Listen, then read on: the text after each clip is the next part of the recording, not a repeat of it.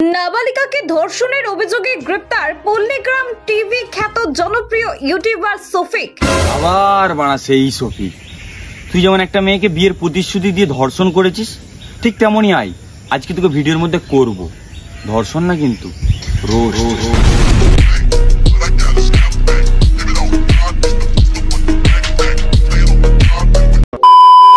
হেই WhatsApp বন্ধুরা, কেমন আছো সবাই? আশা করি সবাই খুবই ভালো আছো। সবাই আমি সাহেব আর তোমরা দেখছো এক্সপ্লোর বয় সাহেব। দেখো আজকের ভিডিওর টপিক হচ্ছে শফিক কি সত্যি ধর্ষণ করেছে? মেয়েটা কি একদম সতী সাবিত্রী? মেয়েটার কি কোনো দোষ নাই? আর শফিককে ফাঁসানো হচ্ছে না তো? পুরো ভিডিওটা দেখো, পুরোটা ক্লিয়ার করে দিচ্ছি। দেখো শফিককে ধর্ষণের মামলায় গ্রেপ্তার করা হয়েছে। এই নিউজটা শুনেও শফিকের কিছু অন্ধভক্তরা বিশ্বাসই করছে না যেটা শফিক। আমাদের শফিক ভাই এটা করতেই পারে না। আমাদের শফিক ভাইয়ের মাত্র 17 বছর বয়স। এই বয়সে নুনু দাঁড়াবে কি করে? আরে গান্ডুগুলো, এখনকার সময় নুনু দাঁড়াতে বয়স লাগে না। চোখের সামনে পানু ছাড়লে না 12 বছরের বাচ্চারা না নুনু দাঁড়িয়ে যায়। দেখো তিনময়ে জীবন নষ্ট, মদ মাগি মাংস, এই তিন জিনিসের জীবন ধ্বংস। এই কথাটা শুনতে খারাপ বলে ভাই এটা বাস্তব কথা। আর এটা জলজান্ত উদাহরণ হচ্ছে বাংলাদেশের নোবেল আর আমাদের ইন্ডিয়ার শফিক। শফিককে নিয়ে বলছি তার মানে এই না মেয়েটা ধোয়া তুলসী পাতা। মেয়েটাকেও দিচ্ছি, একটু ধৈর্য ধরো। দেখো বাংলায় একটা প্রবাদ আছে, যা রটে তার কিছু তো বটে। পল্লীগ্রাম টিভি চ্যানেলের ডিরেক্টর এবং ওনার দুজনেই কিন্তু বলেছিল শফিক নেশা করে এবং মেয়ে নিয়ে হোটেলে যায়। যেমন নেশাপান করা, মেয়েদেরকে নিয়ে হোটেলে যাওয়া। কিন্তু তোমরা কিন্তু পল্লীগ্রাম টিভির এই কথাটা বিশ্বাস করোনি, কেননা শফিক বলেছিল তো আমি যতটুকু জানি যে 18 বছর না হলে কোনো ছেলে মেয়েকে হোটেলে জায়গা দেয় না। আহারে বাবুটা এমন করছে যেন ভাজা মাছটা উল্টে খেতে জানে না।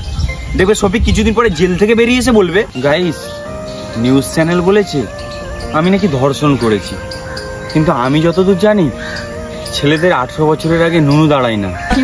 তাহলে তোমরাই বলো আমি কি করে ধর্ষণ করলাম? তোমরাই বিচার করো। আচ্ছা শফিক, তুই বললি 18 বছরের নিচে হোটেলে কাউকে রুম দেয় না। তো আমি যতটুকু জানি যে 18 বছর না হলে কোনো ছেলে মেয়েকে হোটেলে জায়গা দেয় না।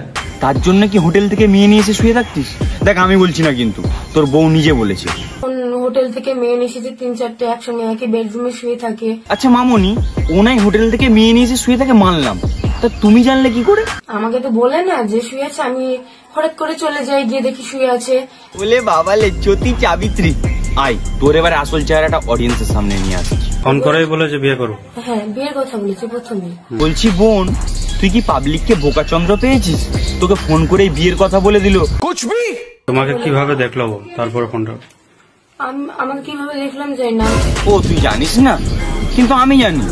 দাঁড়া অডিয়েন্সকে বলি, হয়তো তোর এবারে মনে পড়ে যাবে। শফিক তোকে তোর স্কুলের বাইরে দেখেছিল, তোর বান্ধবীরা শফিকের সাথে ফটো তুলছিল, কিন্তু তুই শফিককে পাত্তা দিসনি।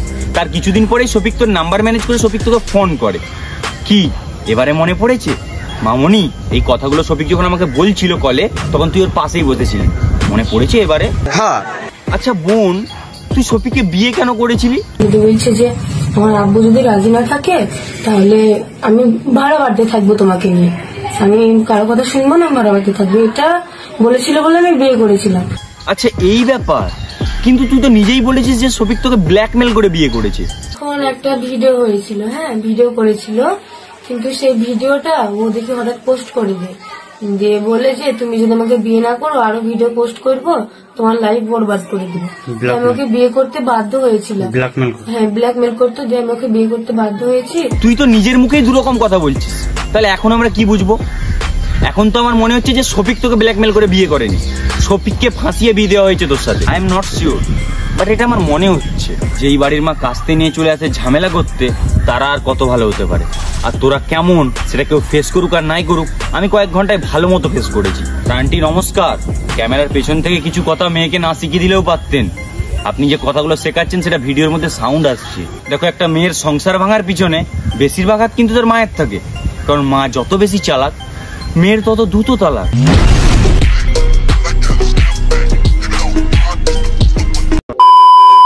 এখন তাহলে আমার লাইফটা কি হবে? এখন তো আমার পুরো জীবনটাই বরবাদ করে দিল। তোর জীবনটা বরবাদ করলো কিনা জানি না, কিন্তু তোরা ছেলেটার জীবনটা বরবাদ করে দিলি ধর্ষণের কেস দিয়ে। এখন আমি যেই কথাগুলো বলবো সেগুলো আমার ব্যক্তিগত মতামত, শফিক তো আর মেয়েটার সাথে জোর জবরদস্তি কিছু করেনি, মেয়েটার ইচ্ছা ছিল তাই করতে পেরেছে, এমনকি তারা বিয়েও করেছে। তাই প্রশাসনের কাছে আমার অনুরোধ, এখানে একজনের দোষ না দেখে দুজনকে সমানভাবে শাস্তি দেওয়া হোক।